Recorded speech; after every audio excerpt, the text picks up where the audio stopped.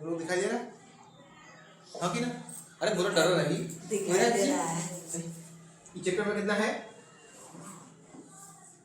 13 number chapter है। 13 ही था। सही। चैप्टर का नाम क्या है? आंकड़ों का संग्रह, वर्गीकरण एवं बारंबारता बंटन। अंग्रेजी में क्या है? Collection of data, classification and frequency distribution. सही है। इस चैप्टर पढ़ाने के लिए तुमको बुलाए थे, तुम तो आया ही नहीं। भूमिका यानी इंट्रोडक्शन। ये कौन सा चैप्टर है? कहाँ से शुरू? शुरू कैसे है? यहाँ से कौन सा चैप्टर शुरू है? गणित का एक भाग होता है, उसमें से एक भाग कौन है? सांख्यिकी। कौन? सांख्यिकी नाम सुनी है? सांख्यिकी का शाब्दिक अर्थ होता है संख्या से संबंधित शास्त्र। सांख्यिकी का मतलब क्या होता है? संख्या से संबंधित शास्त्र। अतः विषय के रूप में सांख्यिकी ज्ञान की वह शाखा है जिसका संबंध संख्याओं या संख्यात्मक आंकड़ों से है। सांख्यिकी में किससे पढ़ेंगे? सांख्यिकी में क्या पढ़ेंगे? तो संख्याओं या संख्यात्मक आंकड़ों के बारे में पढ़ेंगे। सही है। अंग्रेजी का स्टैटिक्स, STATISTICS, स्टैटिक्स को हिंदी में क्या कहते हैं? सांख्यिकी। स्टैटिक्स शब्द लैटिन भाषा के स्टेटस अथवा इटालियन भाषा के स्टैटिस्टा या जर्मन भाषा के स्टैटिक्स के शब्द से बना माना जाता है। इकाई भाषा से लिया गया है। कहाँ से? अगर कहें लैटिन भाषा में तो क्या हो जाएगा? स्टैटिस, स्टेटस। इटालियन में स्टैटिस्टा और जर्मन में स्टैटिस्ट्स के रूप में माना जाता है। लैटिन, जर्मन, इटालियन इस भाषा का होता है। जैसे अंग्रेजी है, हिंदी है, फ्रेंच है, उसी भी भाषा है कि ना? इन सभी शब्दों का अर्थ राजनीतिक शास्त्र से है। राजनीतिक शास्त्र है। सबका मतलब क्या है? राजनीतिक शास्त्र। सही। इसमें मैथ में आ गया पॉलिटी। अतः सांख्यिकी का विकास राज्य विज्ञान के रूप में हुआ जिसका उद्देश्य राज्य से संबंधित कुछ महत्वपूर्ण तथ्यों का संकलन करना समझा जाता है। इसमें क्या समझा जाता है? कुछ महत्वपूर्ण तथ्यों का संकलन करना समझा जाता है। लेकिन आज इसका उद्देश्य अनुसंधान क्षेत्र, अनुसंधान मतलब क्या होता है? रिसर्च। सही है। अंग्रेजी समझते? रिसर्च। अनुसंधान क्षेत्र में विभिन्न तथ्यों, तथ्य समझते हैं? तथ्य का मतलब होता है फैक्ट। फैक्ट समझती है? जैसे बिहार की राजधानी कहाँ है? पटना। ये बहुत दिन से है और बहुत दिन तक आगे भी रहेगा। तो इसी हो गया फैक्ट। जैसे गांधी जी का जन्म कब हुआ है? 2 अक्टूबर 1869। तो ये फैक्ट है, इसमें चेंज नहीं होता है। ऐसा नहीं है कि सर जी आगे तो अलग कहेंगे और फला सर जी आगे तो अलग कहेंगे। सब सर जी की क्या किया हुआ जन्म 2 अक्टूबर 1869। तो तथ्य को कहते हैं फैक्ट। समस्याओं का अध्ययन, समस्या मतलब प्रॉब्लम, समस्याओं का अध्ययन तथा उनमें घटित होने वाले परिवर्तनों के कारण तथा परिणामों का मूल्यांकन करना है। परिणाम क्या करेंगे? मूल्यांकन समझते हैं? मूल्यांकन मतलब एवोल्यूशन। जैसे कभी खाना बनाते हैं तो खाना जब बना रहे होते हैं तो उसको चख के देखते हैं कि निम्न बना है कि नहीं बना है। नहीं निम्न बना होता है, चाहे फिक्का हो जाता है, उसमें और नमक डाल देते हैं, चाहे अगर धुआं हो जाता है तो क्या करते हैं? पानी डाल देते हैं। तो वही क्या उसको कहते हैं? मूल्यांकन। आजकल सांख्यिकी का प्रयोग राजनीति शास्त्र, प्रशासन, जीवन शास्त्र, बायोलॉजी, जीव शास्त्र, अंतरिक्ष शास्त्र तथा विज्ञान के अन्य क्षेत्रों में हो रहा है। अतः आधुनिक युग में सांख्यिकी का महत्व काफी बढ़ गया है। सांख्यिकी का उपयोग बहुत जगह हो रहा है। देखे हैं कि क्रिकेट वगैरह देखते हैं तो उसमें देखते हो सांख्यिकी का उपयोग बहुत ज्यादा होता है। क्रिकेट में सांख्यिकी का उपयोग बहुत होता है। देखे हैं जब देखिए उनकी मान लीजिए यहाँ पर विराट कोहली आ गया, बैटिंग करके विराट कोहली आ रहा है। सही। बैट लेके है तो जब आता है विराट कोहली, इसके बॉल में आता है, उसका नाम क्या है? विराट कोहली। वो वनडे में कितना रन बनाया है से आता है, टेस्ट में कितना रन बनाया है से आता है, सबसे ज्यादा रन कितना बनाया है सो आ जाता है। आता है कई मैच खेला है तो कितना मैच जीता है, कितना मैच हारा है, सब आ जाता है कि। तो वो इसका उपयोग है, इसका इसी का उपयोग है स्टैटिस्टिक्स का।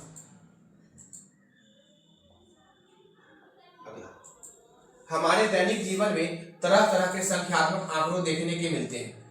मिलता है, हाँ सही, बहुत आंकड़ा मिलता है। कहाँ मिलता है से बताएंगे। जो समाचार पत्रों, विज्ञापनों, पत्र पत्रिकाओं या अन्य स्रोतों से हमें प्राप्त होते हैं।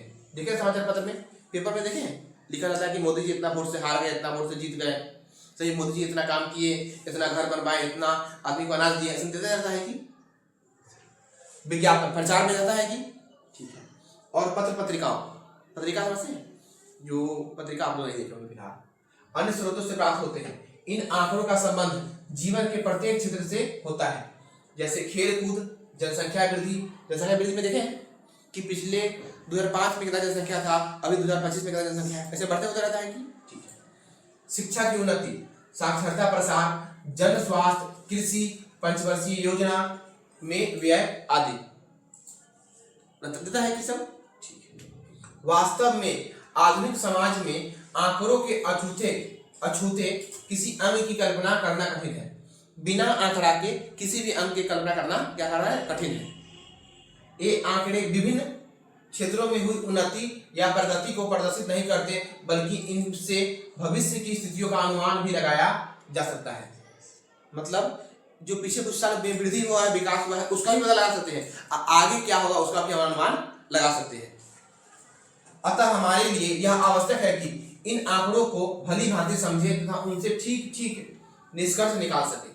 जो भी आंकड़ा दिया हुआ है उसको खूब निमन से समझे और उससे आगे आंकड़ा निकाल सके। जैसे मान लीजिए आप लोग किसी होटल में गए हो, किसी दुकान में गए, किसी दुकान में, वहां से खरीदे चीनी, सही, चीनी खरीदे, एक दुकान एक है, एक दुकान दो है, दोनों में से आप चीनी खरीदे, तो इसके यहाँ से चीनी खरीदे हैं 5 बारी, उस 5 बारी में चीनी क्या हुआ, सब चीनी निमन है से। इसके यहाँ से खरीदे हैं 2 नंबर जो आदमी है, इसके यहाँ से चीनी खरीदे हैं 4 बारी, इसमें से जब 4 बारी चीनी खरीदे हैं तो इसमें से 3 बारी निकल गया सही और 1 बारी निकल गया गलत। तो आप बताइए, आपको अगला बार चीनी खरीदे जाना है, आप दुकान ए में जाएंगे कि 2 में जाएंगे? ए में जाएंगे, क्योंकि इसमें क्या हुआ है, हर बार सही निकला है, इसमें गड़बड़ निकल गया है। तो आपके घर वाले क्या कहेंगे कि इसकी दुकान में नहीं जाना, इसकी दुकान में जाना, इसकी दुकान में नहीं जाना, क्योंकि इसके यहाँ चीनी क्या निकल गया है, गड़बड़ से होता है कि। तो इससे ये पिछला रिकॉर्ड था, पिछले वाला के हिसाब से आगे वाला आप डिसाइड कर लिए कि आपको उसके यहाँ चीनी खरीदने जाना है कि नहीं जाना है, ऐसा होता है कि, हाँ कि ना? हाँ, मूल उद्देश्य है, ठीक है। अच्छा, वास्तव में आंकड़ों का अध्ययन तथा उनसे उपयोगी सूचना प्राप्त करना सांख्यिकी का मूल उद्देश्य है। आंकड़ों का अध्ययन और उनसे उपयोगी सूचना को प्राप्त करना बहुत ज्यादा जरूरी है। आगे 19.2 इसको मिटा देते हैं सब लिखा।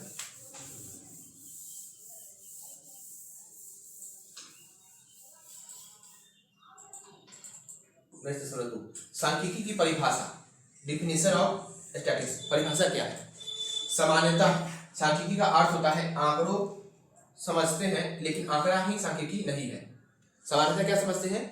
आंकड़ों को लोग क्या समझते हैं? सांख्यिकी, लेकिन आंकड़ा ही सांख्यिकी नहीं है। सांख्यिकी वह विज्ञान है जिसमें किसी अनुसंधान क्षेत्र से संबंधित आंकड़ों जो विभिन्न कारणों से प्रभावित होते हैं का संकलन, वर्गीकरण, सारणीकरण, प्रस्तुतिकरण, विश्लेषण, निर्वचन यानी इंटरप्रिटेशन का पूर्वानुमान किया जाता है जिससे निर्धारित उद्देश्य की पूर्ति हो सके। इसको क्या कहते हैं? सांख्यिकी कहते हैं। आप सोचेंगे कि ये सब क्या है? इसे ये वाला संकलन क्या है, वर्गीकरण क्या है, सारणीकरण क्या है, प्रस्तुतिकरण क्या है, ये सब समझाएं, धीरे धीरे आगे आप समझते चलेंगे। सही है। अगला है 19.3 आंकड़े तथा उनके प्रकार, डाटा एंड देयर टाइप्स। पहला है आंकड़ों की परिभाषा, डेफिनेशन ऑफ डाटा। साधारण बोलचाल की भाषा में आंकड़ों का अर्थ संख्याओं या अंकों से लिया जाता है, लेकिन यह धारणा गलत है। सांख्यिकी विज्ञान में वह संख्या आंकड़ा कहलाता है जिनसे निम्नलिखित मौलिक विशेषताएं हो। मतलब आंकड़ा किसे कहेंगे या डाटा किसे कहेंगे? उसे कहेंगे जो नीचे बात दिया गया उसे क्या कहेंगे? आंकड़ा कहेंगे। पहला, संख्याओं का महत्व। आंकड़ा उसे कहेंगे जिसकी संख्या क्या हो, महत्व क्या है। केवल वे ही सांख्यिकी तथा जिनसे संख्याओं में व्यक्त किया जा सके आंकड़ों की श्रेणी में आते हैं। जिसे संख्याओं में व्यक्त किया जाता है उसे हम क्या करते हैं? आंकड़े की श्रेणी में रख सकते हैं। पहला, उदाहरण के लिए गुणात्मक तथा तथ्य, धनिक वर्ग, निर्धन वर्ग, मध्यम वर्ग आदि सांख्यिकी के दृष्टि से आंकड़े नहीं है। मतलब धनिक, गरीब और मध्यम ये सब क्या है? आंकड़ा नहीं है। इन कथनों को 3000 रुपए, 100 रुपए, 1500 रुपए मासिक वेतन की संज्ञाएं दी जाए तो आंकड़ा बन जाएगा। अब देखिए कोई ऐसा आदमी है जो 3000 एक दिन में 3000 कमा रहा है, और कोई आदमी है जो 100 रुपया कमा रहा है, कोई है जो 1500 रुपया कमा रहा है, तो कौन सबसे धनी कौन है? 3000 वाला। सबसे गरीब कौन है? 100 वाला। और मध्यम कौन है? 1500 वाला। सही है। तो इसको धनिक, निर्धन और मध्यम इसको आंकड़ा नहीं कहेंगे, लेकिन ये जो है इसको हम क्या कहेंगे? आंकड़ा कहेंगे। दूसरा, क्रमबद्ध रूप से पूर्व निश्चित उद्देश्य की संग्रहित, यानी collected in a systematic manner for a predetermined purpose. किसी भी संख्यात्मक तथ्य को उस समय तक आंकड़ा नहीं कर सकते हैं जब तक उनसे एक निश्चित उद्देश्य के लिए क्रमबद्ध रूप में योजना अनुसार इकट्ठा न किया जाए। बिना किसी उद्देश्य के इकट्ठी की गई सूचनाएं केवल संख्या होती हैं, आंकड़ा नहीं। मतलब बिना किसी मतलब के लिख रहे हैं, उसे क्या कहेंगे? हम आंकड़ा नहीं कहेंगे, उसे क्या कहेंगे? उसे संख्या कहेंगे। उदाहरण के लिए ए का मासिक आय 1000 तथा बी का मासिक आय 500 रुपए है। ये दोनों सूचनाएं केवल संख्या मात्र है, जब तक कि यह नहीं कहा जाए कि इनके आधार पर दोनों का आर्थिक स्तर का अध्ययन करना है। जैसे कोई आदमी है जो कमाता है 1000 और दूसरा आदमी कमाता है 2000, ये बात आंकड़ा नहीं है, ये बात सिर्फ संख्या है। क्या है? कब तक? जब तक उससे कोई डिपेंड नहीं कर सके। जैसे कोई आदमी है जो कमाया 5000, कोई आदमी है जो कमाया 7000, इसमें कोई बड़ी बात है नहीं, ये आंकड़ा नहीं है, ये क्या है? संख्या है। लेकिन इसी में हम ऐड कर दिए कि जो ज्यादा कमाया है, जो ज्यादा कमाया है वह क्या है? धनी है।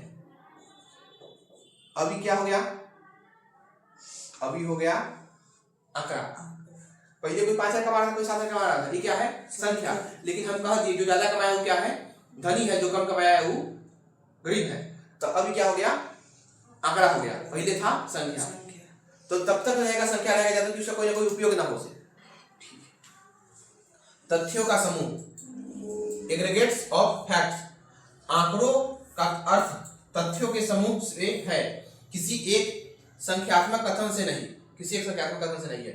जैसे एक आदमी का वेतन, एक छात्र द्वारा प्राप्त अंक आदि आंकड़े नहीं कहलाएंगे। यदि इनके स्थान पर आदमियों का वेतन, छात्रों द्वारा प्राप्त अंक, वे सब आंकड़े कहलाएंगे। एक आदमी के नहीं, एक आदमी के वेतन नहीं, सब आदमी के वेतन, एक छात्र द्वारा प्राप्त अंक नहीं, सिर्फ इसका नंबर नहीं, सबका जैसे नंबर लेंगे, समूह में लेंगे तो क्या कहलाएगा? वो आंकड़ा कहलाएगा। तथ्य क्या होना चाहिए? समूह होना चाहिए। चौथा, एक दूसरे से संबंधित रूप से प्रस्तुत, placed in relation of each other. एक दूसरे से क्या होना चाहिए? संबंधित होना चाहिए। दिखाई दे रहा है कि नहीं? संख्याओं को आंकड़ों बनाने के लिए उनका तुलना योग्य होना आवश्यक है, अर्थात एक एकत्रित संख्यात्मक तथा सजातीय हो, ताकि उनके बीच स्थान समय के आधार पर तुलना की जा सके। उदाहरण के लिए यदि ए का मासिक वेतन 1000 रुपए और बी का वजन 50 किलोग्राम है, तो तथ्य संख्यात्मक होते हुए भी आंकड़ा नहीं है, क्योंकि ए का वेतन और बी के वजन की तुलना नहीं की जा सकती है। अब देखिए इसमें क्या कह रहा है? कह रहा है कि जे लेना है, दोनों में सेम लेना है। जैसे हम कह दिए कि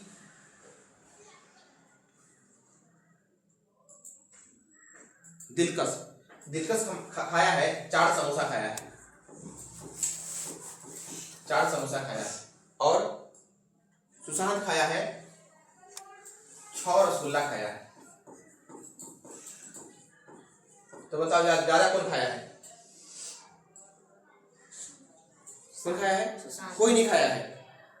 पता नहीं कर सकते हैं। दोनों सेम खाएगा तब ना। ये खा रहा है समोसा, ये खा रहा है रसगुल्ला, तो इससे हमको विशेष ज्ञान नहीं मिलेगा। से हमको क्या होना चाहिए कि ये समोसा खाया है, इसको भी समोसा खाएगा, तभी पता नहीं कौन ज्यादा खाया है। ऐसे अगर इसको ये रसगुल्ला है, इसके जगह हम दे दे समोसा, तो बताओ ये खाया था, कौन खाया था? ये खाया था दिलकश, और ये खाया था सुशांत। अब बताओ ज्यादा कौन खाया है? सुशांत खाया है, क्योंकि जब दोनों सेम है तब तो सब क्या होना चाहिए सेम। जैसे यहाँ देखिए दिया हुआ है कि एक आदमी का क्या है वेतन दिया हुआ है और एक आदमी क्या दिया हुआ है वजन दिया हुआ है कि क्या किलो के ऐसे। इससे कोई लेना देना है नहीं, या तो दोनों का वजन दीजिए नहीं दोनों का क्या दीजिए वेतन दीजिए। ठीक है आगे।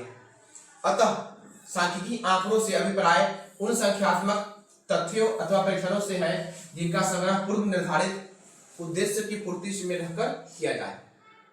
आगे है आंकड़ों के प्रकार, टाइप्स ऑफ डाटा। आंकड़ा के प्रकार कितने प्रकार के होते हैं। संकलन यानी कलेक्शन की दृष्टि से आंकड़े दो तरह के होते हैं, प्राथमिक प्राइमरी और द्वितीयक यानी सेकेंडरी या गौण। डाटा कितने प्रकार के होता है दो प्रकार के, एक प्राइमरी दूसरा सेकेंडरी, प्राथमिक या गौण या द्वितीय। ठीक है। प्राथमिक आंकड़ा प्राइमरी डाटा वे आंकड़े जो पहली बार किसी अनुसंधान के लिए विशेष रूप से संग्रहित की जाते हैं प्राथमिक आंकड़ा कहलाते हैं। ऐसा आंकड़ा जो पहली बार किसी रिसर्च के लिए उपयोग किया गया है उसे कहते हैं प्राथमिक आंकड़ा। उदाहरण के लिए जनगणना द्वारा प्राप्त आंकड़े प्राथमिक आंकड़े होते हैं। प्राथमिक आंकड़े की सत्यता का उत्तरदायित्व अन्वेषक यानी अनुसंधानकर्ता पर होता है। जो प्राथमिक आंकड़ा है उसका उपयोग उसे कहते हैं जो किसी अनुसंधान के लिए पहली बार उपयोग किया गया है उसे कहते हैं प्राथमिक आंकड़ा। और उसकी बनाने की जिम्मेदारी किसकी होता है अनुसंधानकर्ता मतलब रिसर्चर पर होता है, जो आदमी रिसर्च कर रहा है उस पर होता है उसकी जिम्मेदारी। द्वितीयक या गौण आंकड़ा यानी सेकेंडरी डाटा यदि किसी अनुसंधान के लिए पहले से आंकड़े उपलब्ध हो जिनका संकलन किसी अन्य व्यक्ति संस्था द्वारा किया गया हो, अनुसंधानकर्ता इन्हीं आंकड़ों को प्रयोग में लाए ये आंकड़े द्वितीयक या गौण आंकड़े कहलाते हैं। मतलब पहले से कोई डाटा है आंकड़ा है उसका उपयोग कोई और आदमी कर रहा है तो उसे हम कहेंगे द्वितीयक आंकड़ा, और जो पहली बार बनाया गया उसे कहेंगे प्राथमिक आंकड़ा। द्वितीयक आंकड़े अधिकतर सरकारी या गैर सरकारी प्रकाशनों में उपलब्ध होते हैं। द्वितीयक या गौण आंकड़े की सत्यता का उत्तरदायित्व अन्वेषक अनुसंधानकर्ता पर नहीं होता है। गौण आंकड़ों का बहुत ही सावधानी से प्रयोग करना होता है क्योंकि इन्हें प्रयोगकर्ता के उद्देश्य से भिन्न उद्देश्य से संग्रह किया गया होता है। इसलिए प्रयोगकर्ता की दृष्टि से कुछ अन्य सूचनाएं छूट सकती है या संभव है कि पूर्ण रूप से वर्तमान अनुसंधानकर्ता पर उपयुक्त न हो सके। तो देखिए ये क्या है, जैसे मान लीजिए कि पेपर में दिया हुआ है, आज ही सुने होंगे कि कल रात दिल्ली में ब्लास्ट हुआ है।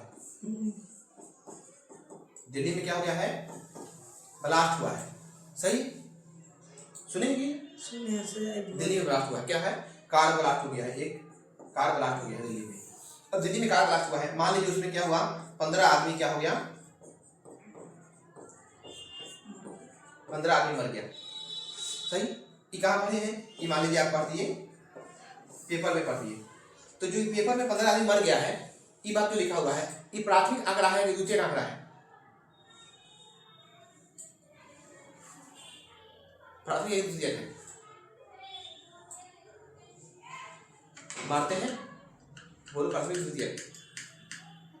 ये क्या है ये है प्राथमिक, पेपर में लिखा हुआ है ये कौन है प्राथमिक। जो प्राथमिक आंकड़ा है वो पेपर में लिखा हुआ है, जो आदमी पेपर में लिखा है क्या हम पेपर पर जब पढ़ रहे हैं तो पेपर में जो लिखा था 15 आदमी मर गया दिल्ली के ब्लास्ट में कार ब्लास्ट में, तो ये बात सही है कि गलत, इसकी जिम्मेदारी किसकी है मेरी की पेपर वाला की पेपर वाला के।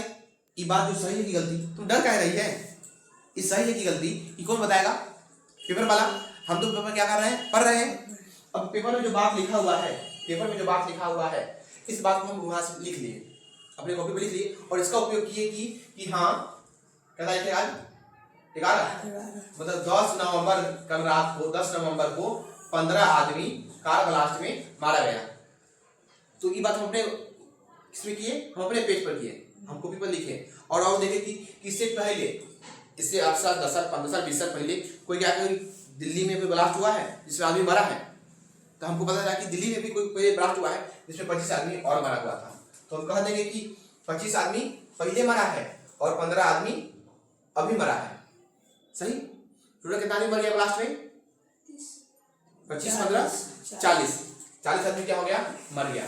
तो जो ये हम जो आंकड़ा बनाए 40 बनाए ये हम कहाँ से लिए हैं कहीं ना कहीं पिछले पेपर से लिए हैं। तो जो प्राथमिक आंकड़ा था उसका हम उपयोग किए वो कितना हो गया ये हो गया द्वितीयक आंकड़ा। प्राथमिक आंकड़ा द्वितीयक आंकड़ा समझ में आया। कैमरा तरफ नहीं देखो मेरे तरफ देखो है आ रहे हैं उसमें कामिनी जी ठीक है, समझ में आ रहा है नहीं? आगे है 19.4 सांख्यिकी के चरण, स्टेज ऑफ स्टैटिस्टिक्स। सांख्यिकी के निम्नलिखित 4 चरण है। कितने चरण है? 4 चरण है। पहला, आंकड़ों का संकलन यानी कलेक्शन ऑफ डाटा। सबसे पहले क्या करना है? आंकड़ों को कलेक्ट करना है। आंकड़ों के वैज्ञानिक अध्ययन के लिए सर्वप्रथम इन्हें एक प्रणाली के अनुसार एकत्रित किया जाता है। इस संकलन में प्राथमिक तथा गौण दोनों स्रोत से प्राप्त को आंकड़ों का शामिल किया जाता है। उसके बाद एकत्रित आंकड़ों को संपादन करने के लिए प्रयोग में के लायक बनाया जाता है। सबसे पहले क्या करना है? आंकड़ों का कलेक्ट करना है, जमा करना है। कहां से जमा करेंगे? प्राथमिक आंकड़ा से भी करेंगे और द्वितीयक आंकड़ा से भी करेंगे। दूसरा है प्रस्तुतिकरण यानी प्रेजेंटेशन। इससे पहले था प्रेजेंटेशन, बताते कि प्रेजेंटेशन जब आगे आएगा तो बताएंगे इसे।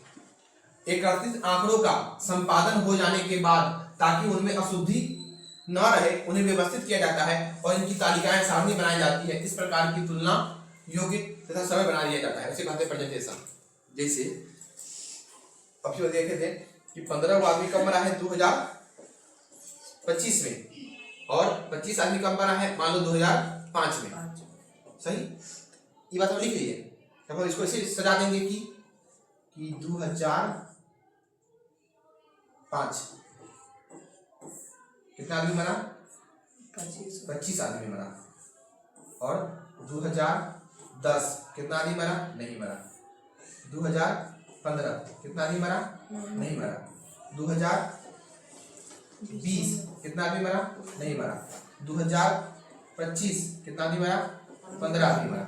सही, तो जब हमको दिखाना होगा तो बताएंगे कि हर 5 में देखिए 5 में मर गया 25 आदमी, 10 में एक को नहीं मरा, 2015 में एक भी आदमी नहीं मरा, 2020 में एक भी आदमी नहीं मरा, 2025 में 15 आदमी फिर मर गया। मतलब क्या है? 15 साल के गैप पर क्या हमारा आदमी मर रहा है। तो ये जो ऐसा बात लिखा था ई पेपर में, इसको लेके हम ऐसे बना दिए। इसको क्या कहते हैं? प्रस्तुतिकरण, प्रेजेंटेशन। समझ में आ रहा है? yes. सवाल नंबर अगला है प्रस्तुति के 2 अंक। प्रस्तुति के अंक कितने हैं? 2। आंकड़ों का वर्गीकरण तथा आंकड़ों का सारणीकरण। विश्लेषण आंकड़ों का विश्लेषण का कार्य दी गई सांख्यिकी विधियों के अनुसार किया जाता है।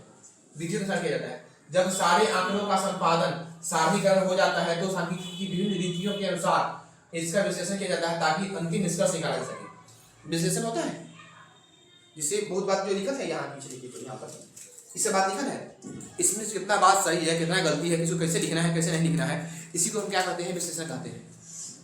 हम क्या करते हैं? उसका विश्लेषण करते हैं। क्या कर रहा है? तो एक कागज था बैग में से गिर गया था पानी। हाँ, गिरा सामान उठा लेंगे। सही। आगे है निर्वचन यानी इंटरप्रिटेशन। आंकड़ों के इंटरप्रिटेशन आंकड़ों के अध्ययन में सबसे महत्वपूर्ण कार्य उनके बारे में निष्कर्ष निकालने का है। अनुभवी तथा प्रशिक्षित सांख्यिकियों के द्वारा यह कार्य किया जाता है कि यह अंतिम निष्कर्ष निकालने के में कोई त्रुटि ना हो। निर्वचन इंटरप्रिटेशन। कभी कभी ऐसे देखें जैसे मान लो पंखा चल रहा है, सही है, हम कह दिए क्या पंखा है, सही है, फिर पंखा चल रहा है, अब बोले क्या पंखा है। अब बताओ पहली बार जब बोले थे इसका मतलब पंखा की बड़ाई हो रहा है कि हिनाई हो रहा है? पहली बार पढ़ा है। दूसरा बार वर्ड तो सेम ही है। क्या बोले हैं? क्या पंखा है, यही है, सिर्फ मेरे मुंह के कहने का तरीका चेंज है। आप क्या समझ गए? पंखा खराब है गर्दा क्या बाइक है, सेम क्या बाइक है, मतलब क्या है? वो बराबर है, पहले वाला सही है। तो बस क्या होता है? इंटरप्रिटेशन यही कि आप कैसे कहते हैं नहीं कहते इसी पर डिपेंड करता है। अगला है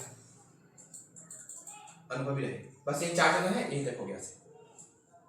अब यहाँ से मेन चीज शुरू है। किसी के पास घड़ी है? समझ रहे? 8:15 अभी और पढ़ेंगे। मजा है? सवाल दे इसका कुछ बोर्ड पर बनाएगा तू बोर्ड पर? ठीक, चलो टाइम मोबाइल में पता चल गया। अच्छा, आगे इसको बता दे कि कुछ सवाल ऐसे दे दे। आपको मर्जी सही। चलो तुम आओ। तो हम आएंगे। कौन आएगा?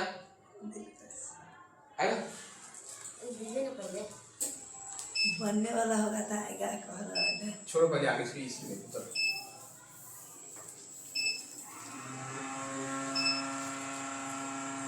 दशमलव 5 कुछ पदों की परिभाषा डेफिनेशन ऑफ सम पद के बारे में पढ़ना है। सही, यह देखिए, अरे इधर देखो, तुम उधर मत देखो।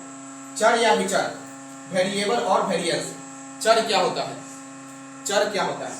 वह राशि जिसके भिन्न भिन्न मानों में से किसी परीक्षण ऑब्जर्वेशन में आंकड़ों का संग्रह किए जाते हैं, सांख्यिकी के चर कहलाता है।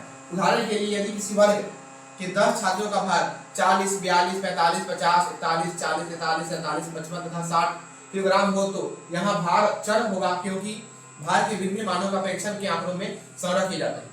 चर क्या होगा? जो फिक्स उसे कहते हैं चर। जैसे 10 को आदमी है, इस क्लास में मान लो 10 को बच्चा है, एक का वजन कितना किलो है? 40, फिर अगला 42, अगला 45, अगला 50, ये सब क्या है? चर है। अगला है संतत या अखंडित चर, कंटिन्यूअस वेरिएबल। वह चर जो दो दी हुई सीमाओं के बीच सभी संख्यात्मक मानों का संग्रहण करता है, सतत चर कहलाता है। उदाहरण के लिए किसी वृक्ष की ऊंचाई संतत चर है, क्योंकि यह दो सीमाओं के बीच सभी मानों का संग्रहण कर सकता है, संतत चर कहते हैं। अगला है असंतत चर या खंडित चर, डिस्क्रीट वेरिएबल। वह चर जो दो दी गई सीमाओं के बीच सभी संख्यात्मक मानों को ग्रहण नहीं कर सकता है, बल्कि कुछ विशेष मानों को ही ग्रहण कर सकता है, उसे कहते हैं असंतत चर कहते हैं। जैसे किसी परीक्षा में यदि केवल पूर्णांक अंक दिए जाए तो विद्यार्थी द्वारा उस परीक्षा में प्राप्त अंक असंतत चर होगा, क्योंकि प्राप्तांक दो दी हुई सीमाओं के बीच केवल पूर्णांक मान ही ग्रहण कर सकता है। जैसे यहाँ नंबर मेरा एक आदमी को 67 नंबर मिला, एक आदमी को मेरा 68 नंबर मिला, सही। और अगला एक आदमी था जिसका नंबर आ रहा था लगभग 67.5, तो इसको 67.5 नंबर आया, तो इसको 67.5 नंबर नहीं मिलेगा, इसको क्या मिलेगा? या तो 67 मिलेगा या तो 68 मिलेगा, दशमलव में नंबर नहीं मिलेगा। तो ये जो दशमलव में नंबर नहीं मिल रहा है, इसको आएगा इसी के बीच, 67 और 68 के बीच में 67.5, लेकिन क्या इसके बीच में आ रहा है ऐसे कि ये नहीं आएगा? जब नहीं आएगा तो हम कहेंगे असंतत चर। जैसे अब इसको नंबर मिल रहा है 65 और मिल रहा है 75, और इसके बीच में आ गया कितना? 79 आ गया, 69 69 आ गया, क्या इसी बीच में आ जाएगा कि? तो जो बीच में आ जाएगा उसे कहेंगे सतत चर, और जो बीच में नहीं जाएगा उसे कहेंगे असंतत चर। चर मान की बारंबारता, चर मान की बारंबारता, frequency of the value of the variable. किसी प्रेक्षण ऑब्जर्वेशन में कोई चर मान जितनी बार आता है वह उस चर मान की बारंबारता कहलाता है। उदाहरण के लिए किसी वर्ग 20 की द्वारा प्राप्त अंक 20 छात्रों का प्राप्त अंक है 30, 40, 40, 45, 60, 70, 60, 40, 50, 35, 60, 60, 40, 60, 48, 80, 95, 65, 60, 80, 90, 75। ये सब क्या है? ये सब चर मान है, ये सब चर मान है। तो 60 की बारंबारता 4 होगी, क्योंकि परीक्षा में चर मान 4 बार आया है। ऐसे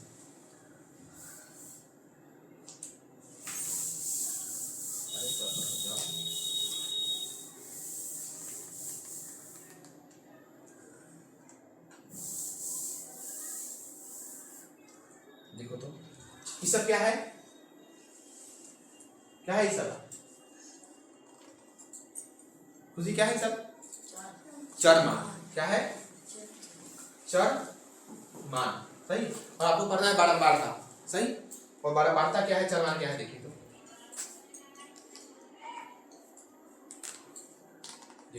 अगर हम कहें 30 चर मान है, इसकी बारंबारता कितना है? देखो 30 का बार आया है, एक बार आया है, तो 30 के बारंबारता कितना हो गया? 1। अगर हम कहें 40 के बारंबारता कितना है? देखो तो 5 40 क्या बार आया है? देखिए 1, 2, 3, 4, 40 के बारंबारता कितना हुआ? समझ में आया कि? अगर हम कहें 80 के बारंबारता कितना है? कौन बताएगा? गुड्डू बताओ, 80 के बारंबारता कितना है? 80 किधर है? एक और दो, कितना हो गया? दो। बारंबारता समझ में आ रहा है? क्या होता है बारंबारता? कोई चीज है जो कितना बार आए उसे उनका क्या कहते हैं? बारंबारता। जो बार बार आए उसे कहेंगे बारंबारता। बार बार आए उसे क्या कहेंगे? बारंबारता। जो कि गलती है, बारंबारता कैसे खाता है? आधा मान दिखाता है ना? ये आधा मान है, सही। बारंबारता क्या होता है? जो बार बार आता है।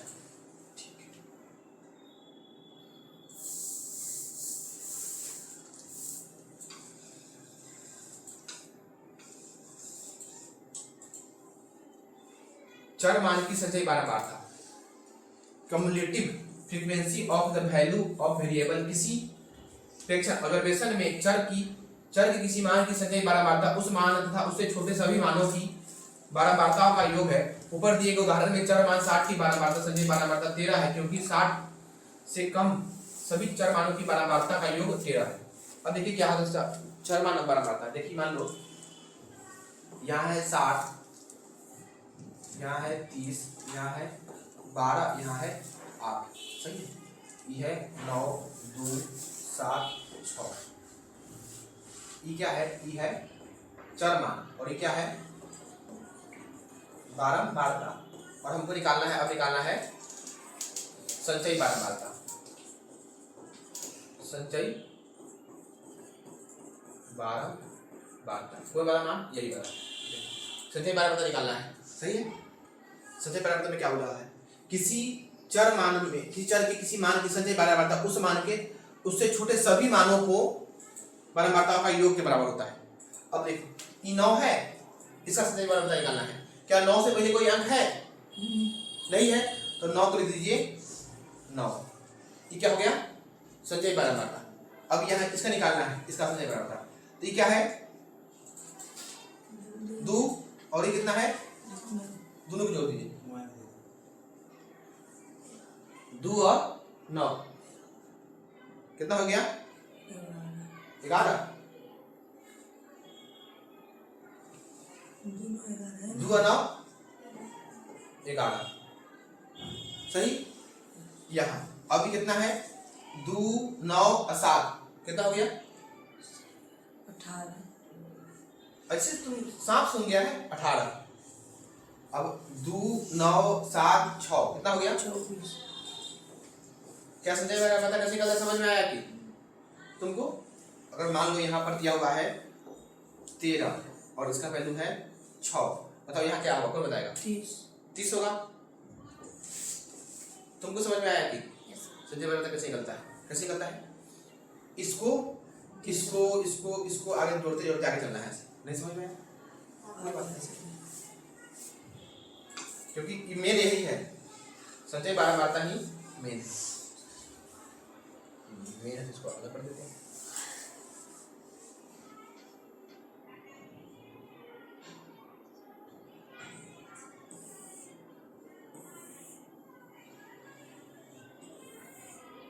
यहाँ दिया हुआ है चर मान, यहाँ दिया हुआ है बारंबारता और यहाँ दिया हुआ है संचयी बारंबारता।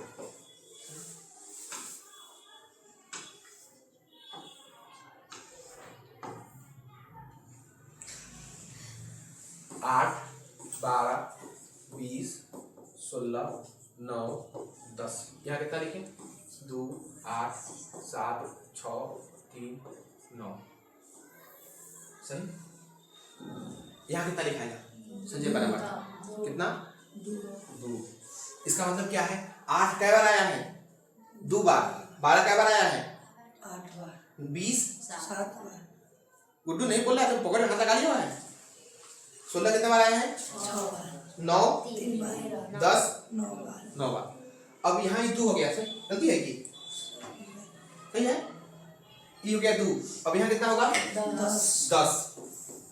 10 कैसे आया होगा? 10 आया है ऐसे, 2 में जोड़े कितना है?